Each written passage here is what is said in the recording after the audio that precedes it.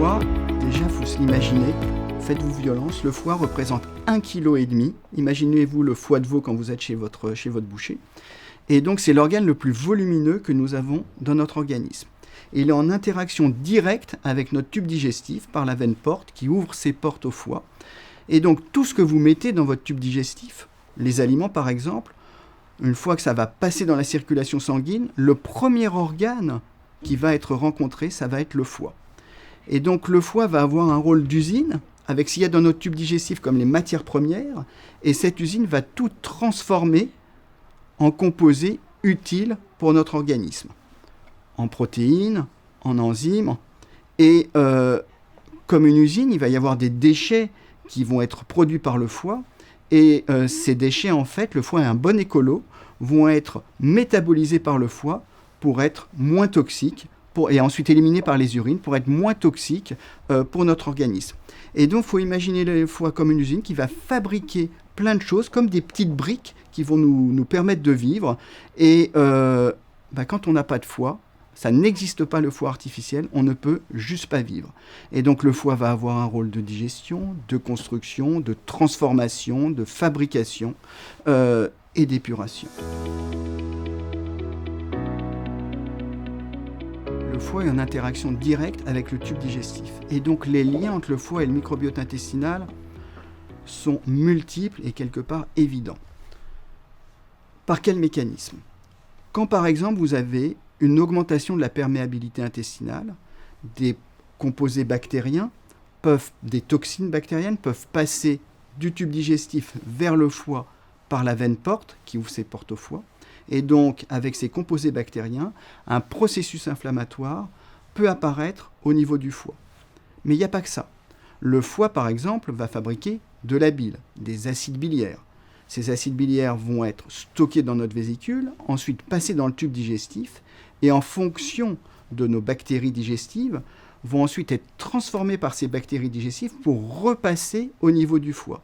Ce qui veut dire qu'en fonction de notre microbiote intestinal, les transformations des acides biliaires, donc de la bile fabriquée par le foie, vont être différentes. Et ça va avoir des effets multiples, non seulement sur l'inflammation du foie, mais sur le métabolisme des graisses, du sucre, sur l'apparition d'un diabète, d'une toxicité cardiaque, même avec une interaction avec le cerveau. Donc, par l'intermédiaire des acides biliaires, il va y avoir une interaction entre le microbiote et le foie.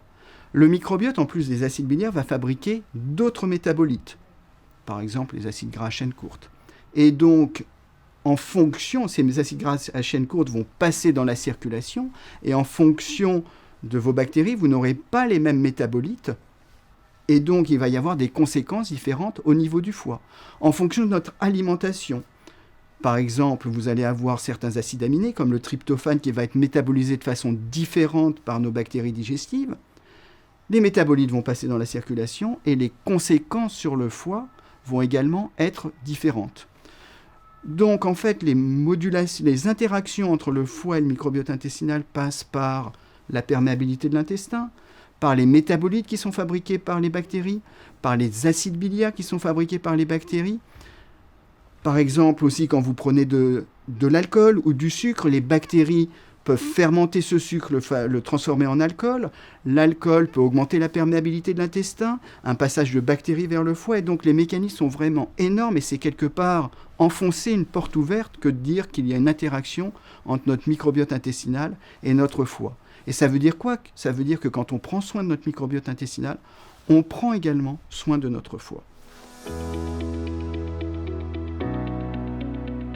La NASH, c'est quoi ? La NASH, c'est l'atteinte du foie liée à notre mode de vie, à notre alimentation. On a une alimentation trop riche en sucre, trop riche en graisse, et donc ça va être toxique pour le foie. Pourquoi c'est toxique ? Alors quand je dis trop riche en sucre, je vois trop de patients qui me disent « Moi, docteur, je ne mets pas de sucre dans mon café, je ne mange pas de sucre. » Mais c'est pas ça le sucre. Le sucre, c'est quoi ? C'est tous les féculents.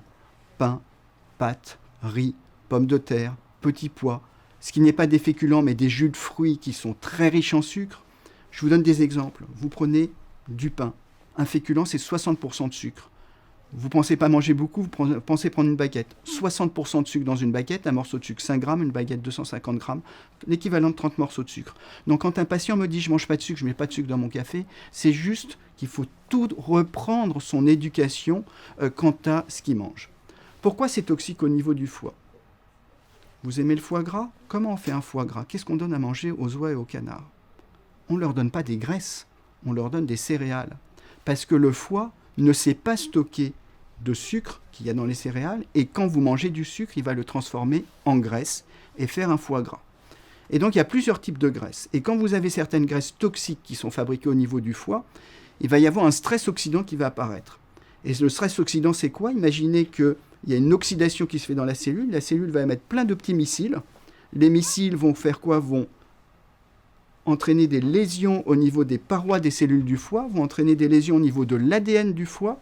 Et il va se passer quoi quand vous avez toutes ces lésions avec ces missiles? Les cellules du foie vont mourir. Le foie va régénérer, fabriquer d'autres cellules du foie. Et puis, à force de régénérer, il va fatiguer un peu et fabriquer du tissu cicatriciel qu'on appelle la fibrose. Et quand il y a beaucoup de fibrose, c'est ce qu'on appelle la cirrhose. Et la cirrhose, c'est quoi? C'est une cicatrisation du foie. Et quand les cellules fatiguent, le foie régénère, il régénère, il régénère. Et puis, un jour, une des cellules qui doit régénérer se met à mal fonctionner. Et c'est ce qu'on appelle le cancer du foie. Une seule cellule se trompe et ça fait le cancer du foie. Et donc, on comprend, quand on réfléchit ainsi, que notre malbouffe, trop riche en graisse et trop riche en sucre, qu'on appelle les hydrates de carbone, vont provoquer une régénération du foie, vont provoquer des cicatrices au niveau du foie, avec à terme un risque de cirrhose, et vont aussi pouvoir provoquer un cancer du foie. Et je voudrais attirer votre attention qu'il ne faut pas être trop manichéen en disant d'un côté il y a l'alcool, d'autre côté il y a le surpoids et la malbouffe. Souvent c'est associé. Et chez quelqu'un qui a une malbouffe, en fait, l'alcool va être beaucoup plus toxique. Et j'ai trop de personnes qui me disent « Moi je ne prends pas d'alcool, je ne suis jamais ivre ».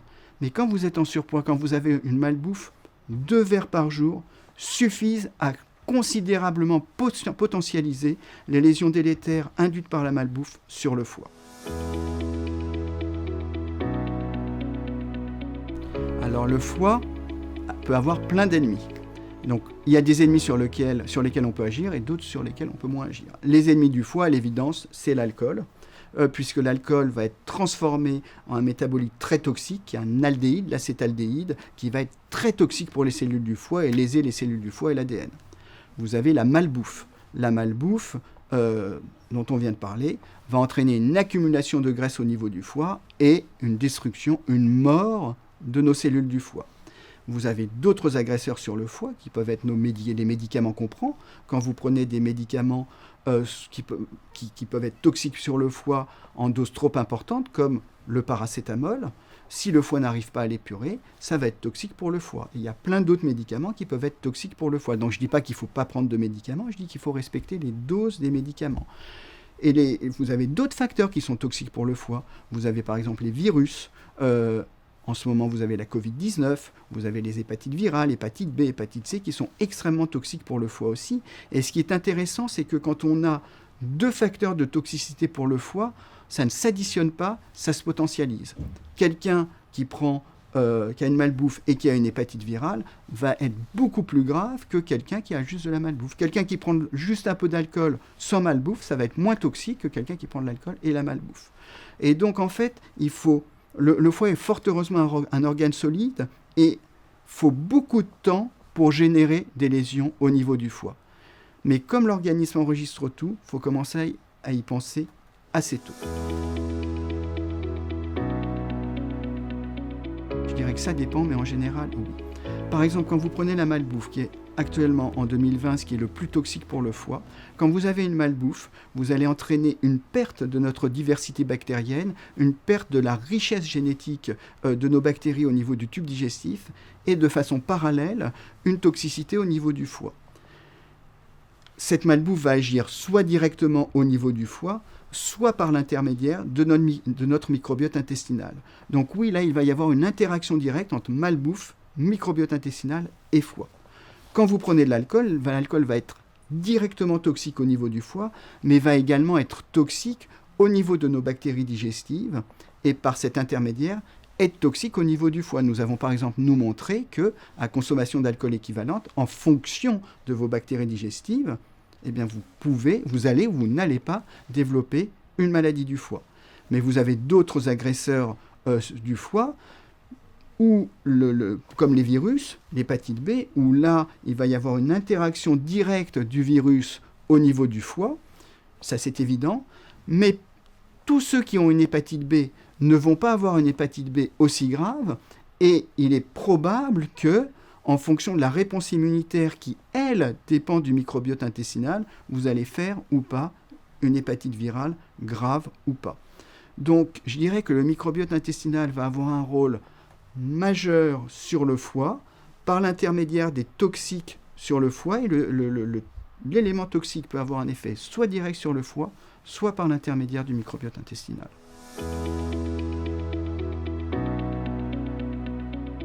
Le lien entre le foie et le microbiote intestinal est bidirectionnel. Ça se fait dans les deux sens. Il n'y a ni œuf ni poule.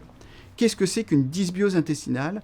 C'est un déséquilibre de notre microbiote intestinal. Vous avez un équilibre qui est bien, c'est l'eubiose. Et puis quand le microbiote intestinal n'est pas normal, on va parler de dysbiose qui va générer des maladies. Et donc la dysbiose intestinale peut entraîner des maladies du foie. Vous avez une perte de la richesse bactérienne, vous avez une perte de la diversité bactérienne, vous aurez des métabolites anormaux qui vont être fabriqués, vous aurez des lésions au niveau du foie, des acides biliaires anormaux, des lésions au niveau du foie. Mais ça va dans l'autre sens. Quand vous avez un foie qui évolue vers une insuffisance hépatique, vers une cirrhose, ces modifications du fonctionnement du foie vont également entraîner des modifications du microbiote intestinal à l'origine d'une dysbiose. Par exemple, quand vous avancez dans la maladie du foie, vous allez aussi avoir une translocation de bactéries qui sont normalement au niveau de la bouche, au niveau intestinal. Et ce qui fait qu'en fait que vous allez avoir un cercle vicieux infernal qui va apparaître entre une maladie du foie qui va aggraver une dysbiose intestinale et la dysbiose intestinale qui va aggraver la maladie du foie. Et donc, tout l'objectif des médecins, des chercheurs, c'est de pouvoir rompre ce cycle infernal, le couper, pour entrer dans un cercle vertueux où une eubiose va améliorer les lésions du foie et où une amélioration du foie va améliorer le microbiote intestinal.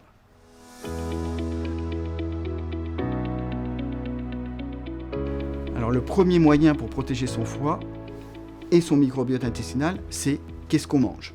Donc je dirais qu'il faut avoir une alimentation saine. L'alimentation saine, c'est quoi ? C'est une alimentation pas trop riche en sucre, pas trop riche en graisse, et qui fait se rapprocher le plus possible du régime méditerranéen ou crétois, où là vous allez protéger votre microbiote intestinal, votre organisme et le foie.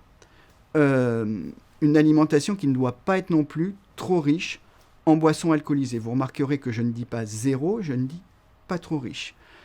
Il faut faire attention où là je donne des conseils généraux et on n'est pas dans la médecine individualisée. Parce que chez quelqu'un qui n'a pas l'habitude de bien manger, passer du jour au lendemain à une meilleure alimentation va juste lui faire mal au ventre. Et quelqu'un qui est en surpoids, lui dire vous pouvez continuer à consommer un peu de vin dans le cadre du régime crétois, c'est pas forcément une bonne idée. Et donc ces modifications de l'alimentation qui sont protectrices doivent être adaptées au cas par cas. Vous pouvez également améliorer votre foie par l'intermédiaire du microbiote intestinal en prenant une alimentation plus riche en fibres prébiotiques, par exemple en prenant des crucifères, mais si vous vous mettez à prendre ce type d'aliment de façon brutale alors que vous n'avez pas l'habitude, vous allez avoir le ventre qui gonfle et vous aurez mal au ventre. Donc à nouveau, ce sont des grands conseils, mais adaptés au cas par cas. Si vous vous mettez par exemple à prendre par exemple d'un seul coup de l'ail ou des oignons ou des échalotes riches en inuline par exemple, vous allez protéger le foie, vous aurez mal au ventre rapidement. Vous pouvez protéger votre microbiote et votre foie avec des probiotiques. Et donc, en vous protégeant, en faisant attention à vous, vous allez également protéger simultanément votre foie et votre microbiote intestinal. Alors, les pistes sont multiples, et là, il faut repartir à la source du microbiote intestinal. Vous avez soit les bactéries. Donc, si on va sur les bactéries elles-mêmes, une des pistes, c'est de créer des probiotiques qui vont améliorer notre microbiote intestinal et protéger certains organes, comme le foie. Par exemple, nous sommes nous-mêmes, dans notre équipe de recherche, en train d'identifier des bactéries isolées à partir de patients qui vont protéger le foie. Ce sont des patients qui, par exemple, ont une agression au niveau du foie et malgré une consommation d'alcool très élevée, leur foie va parfaitement bien, comme s'il était protégé par leur microbiote intestinal et on va breveter des bactéries, on l'espère, qui pourront protéger le foie.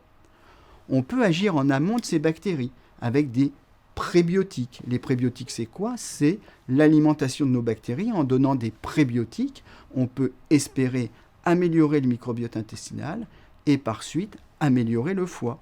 Et par exemple, nous avons nous-mêmes montré que en donnant des fibres prébiotiques, c'est presque un pléonasme, mais par exemple de la pectine, on arrivait à guérir les souris, soit d'une atteinte hépatique liée à l'alcool, soit d'une atteinte hépatique liée au surpoids, d'où l'idée après d'aller donner des prébiotiques aux patients.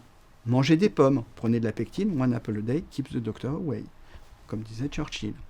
Une autre possibilité, c'est d'agir non pas soit en amont avec des prébiotiques, soit directement sur les bactéries avec des probiotiques, mais en aval avec des métabolites qu'on peut appeler des postbiotiques, ou en donnant des métabolites fabriqués par les bactéries. Ça peut être par exemple des acides biliaires, comme le faisaient les Chinois avec l'acide urso-désoxycholique, la bile d'ours. Urso-désoxycholique, ça vient de ours, qui est un acide biliaire protecteur, soit en donnant d'autres acides biliaires, espérer protéger le foie, et les acides biliaires, ce sont des postbiotiques. On peut aussi imaginer donner, par exemple, des acides gras à chaîne courte qui pourraient peut-être protéger le foie.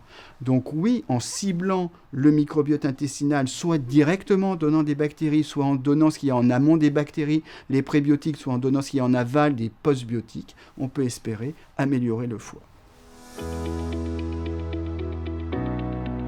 Ils vont être multiples. Et quand je vais donner des conseils, ce n'est pas un conseil ponctuel, vaut mieux changer doucement ses habitudes, mais pouvoir s'y tenir. D'abord, au niveau de l'alimentation, ça va être une alimentation qui va se rapprocher le plus possible d'une alimentation anti-inflammatoire. Et l'alimentation qui a le mieux prouvé son effet anti-inflammatoire, c'est le régime méditerranéen ou crétois. Ça veut dire quoi en pratique? Ça veut dire pas trop de laitage. J'ai pas dit pas de laitage, j'ai dit pas trop de laitage. Pas trop de sucre. Le sucre, c'est pas juste votre morceau de sucre, ce sont tous les féculents. Pain, pâtes, riz, pommes de terre, petits pois. En fait, tout ce qui est féculent est riche en sucre et donc va être transformé en graisse par notre foie. Encore une fois, je ne dis pas de ne pas en prendre, je dis de faire attention aux quantités. Vous allez aussi avoir besoin d'une alimentation riche en fibres, parce qu'avec une alimentation riche en fibres, vous allez jouer sur le mucus de l'intestin, vous allez jouer sur vos bactéries digestives, vous allez renforcer la perméabilité ou l'imperméabilité de votre intestin et protéger votre foie. Donc ça va être quoi? Ça va être les crucifères, ça va être le brocoli, ça va être les haricots verts, ça peut être les courgettes. Bref, tout ce qui est vert va protéger votre foie. Ça va être aussi faire attention aux fruits. Vous devez apporter des fruits, mais ne faites pas l'amalgame. J'apporte des fruits, je me donne bonne conscience avec mes jus de fruits qui sont juste aussi riches en fruits que en sucre que les sodas. Donc 80 à 120 grammes de sucre par litre. En plus, quand vous prenez un jus de fruits, vous allez prendre d'un seul coup beaucoup de sucre et pas de fibres, même si vous le faites vous-même. Et donc quand je dis prendre des fruits, c'est prendre un fruit en termes de fruits, 2 par jour, 3 par jour, mais le manger et pas le boire. Donc, quand vous avez ce type d'alimentation, vous allez vous protéger et protéger votre foie. Si vous n'avez pas ce type d'alimentation, il faut évoluer vers un mode qui va transformer ce que vous mangez de façon régulière pour pouvoir vous y tenir. Dans tous les cas, il faut éviter tout ce qui est transformé, dans le commerce, parce que généralement, tout ce qui est transformé va avoir des modifications qui vont être délétères, soit pour le mucus de l'intestin, soit pour le microbiote, et à l'origine d'une inflammation. En ce qui concerne la viande, faut éviter la viande rouge trop souvent, parce que la viande rouge peut modifier votre microbiote, peut être à l'origine de la formation de métabolites toxiques. Alors, ce sont des gros mots, le TMA, triméthylaminoxine, qui va être très toxique par l'intermédiaire du foie sur vos artères. Et donc, j'irai la viande rouge 1 à 2 fois par semaine. La viande blanche est la meilleure. Et le poisson, c'est très bien. Donc, avec l'ensemble de ces conseils, on va protéger son microbiote, on va protéger son foie, on va se donner plus d'années de vie en bonne santé et protéger son capital santé. Alors, pour être très clair, soit on est épidémiologiste, on dit à partir du premier verre d'alcool, vous diminuez votre capital santé. Par exemple, statistiquement, un verre d'alcool chez la femme augmente le risque de cancer du sein. Mais moi, je ne fais pas de la médecine statistique, je fais de la médecine individuelle. Et donc, quand on est sur le microbiote, on fait de la médecine individuelle. Ça veut dire quoi ? Ça veut dire que toutes les femmes ne vont pas augmenter leur risque de cancer du sein avec un verre d'alcool. Malheureusement, en 2020, on ne sait pas identifier qui va augmenter son risque de cancer du sein et pas l'autre. Mais globalement, sachez que dès le premier verre, vous diminuez votre capital santé. Alors, que conseiller ? Je dirais que vous faites votre check-up. Si tout va bien sur votre check-up, vous êtes protégé. Ne changez rien à ce que vous faites, mais surveillez-vous régulièrement. Globalement, si vous ne prenez pas d'alcool tous les jours, si vous ne dépassez pas 10 grammes, 20 grammes, je pense que ça fait beaucoup, mais 10 grammes, ça fait un verre de vin par jour. Là, tout ira bien. Au-dessus, je pense que vous diminuez votre capital santé.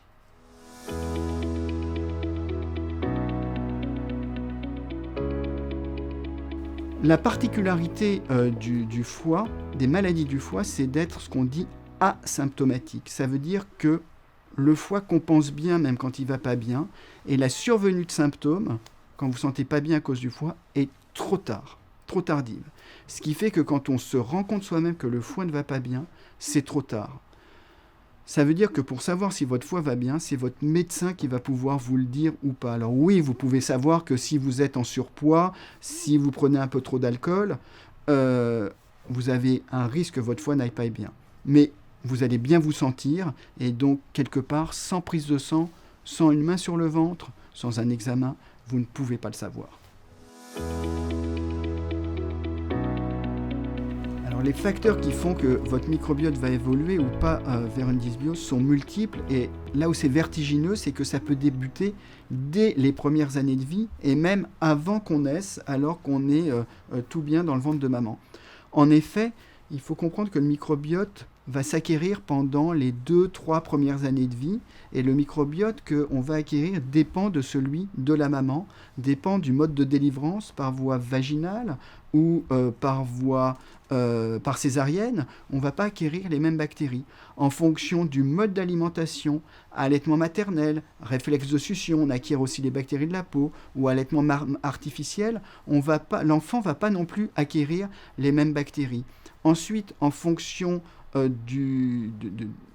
des médicaments que va prendre l'enfant, si par exemple on lui donne des antibiotiques dans les premières années de vie, une dysbiose peut apparaître qui peut-être ne va jamais cicatriser entre guillemets, et que cette dysbiose va poursuivre l'enfant toute sa vie. Alors, je ne veux pas faire peur, mais c'est presque comme s'il y avait un déterminisme en fait dans les 2-3 premières années de vie pour la dysbiose qui va ensuite vous suivre pendant toute votre vie.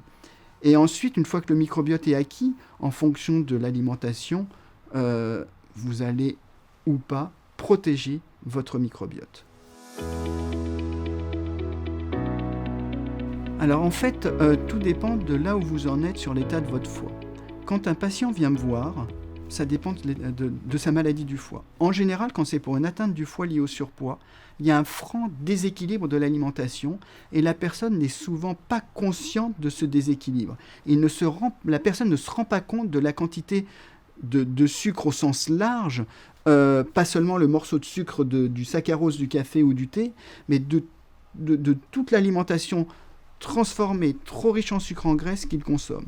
En premier, ça va être quoi ? Ça va être prendre un petit déjeuner avec 30 à 50 grammes de pain, une boisson et un fruit. Et là, vous allez déjà vous protéger pour la suite. Faut pas prendre de féculents à tous les repas. Et quand vous prenez par exemple des pâtes, du riz, ça va être 150 grammes par repas, 150 grammes cuits. Quand vous prenez des pommes de terre, qui est un sucre plus rapide, ça va être plutôt 100 grammes par repas. Et au dîner, je dirais que l'intervalle entre le dîner et le coucher doit être le plus long possible, avec 2 heures au minimum, puisque plus on mange tard, plus l'alimentation sera délétère, et que si on a des problèmes de foie, le dîner doit être très pauvre en féculents pour se rapprocher le plus possible quelque part d'un jeûne intermittent. Et si vous ne prenez pas de féculents, vous allez mettre votre pancréas au repos, vous allez moins fabriquer d'insuline, et donc vous allez moins stocker. Arrêtez les sodas, arrêtez les jus de fruits, prendre 2 fruits par jour si on a un problème de foie, avec les fibres, donc manger le fruit et ne pas le prendre en jus. Évitez de grignoter, et puis enrichir son alimentation en tout ce qui est vert, où là, si les quantités que je vous ai données sont insuffisantes, vous pouvez prendre du vert à volonté.